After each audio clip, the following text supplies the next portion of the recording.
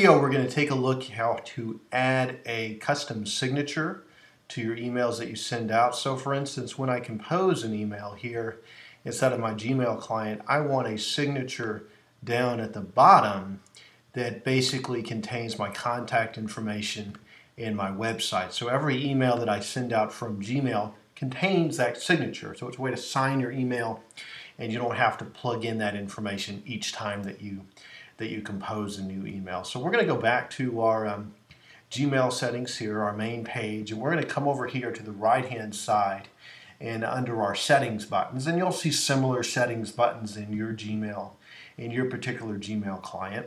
And I'm going to scroll down here to the bottom, and we can do a number of things here as far as creating a picture that's visible to everybody inside of our Gmail, so when we're sending email back and forth, you have that information as well.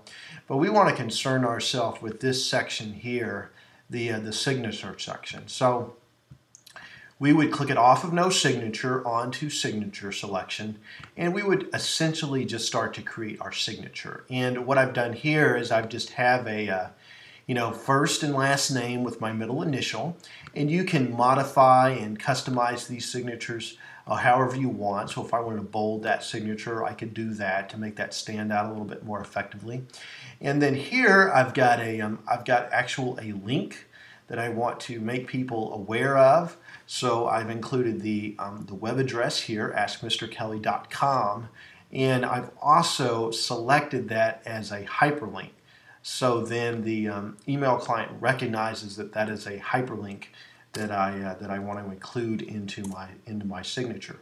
And then next up, I essentially have my phone number.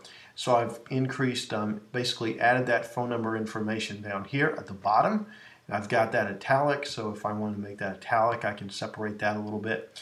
And you want to apply a little bit of contrast with your signature so your information will stand out. If you want to have, ask, Mr. Kelly is your company name, you could do that. Anything like that, you could insert that beneath it. And you want to apply a little bit of contrast to make that stand out. So you can plug in as much information as you want in your contact. You don't want it to be necessarily full of just information. So much information, it just clutters up the email, but you want to have enough that people can contact you, they know who sent the email. So once you have that set, you just want to save your changes.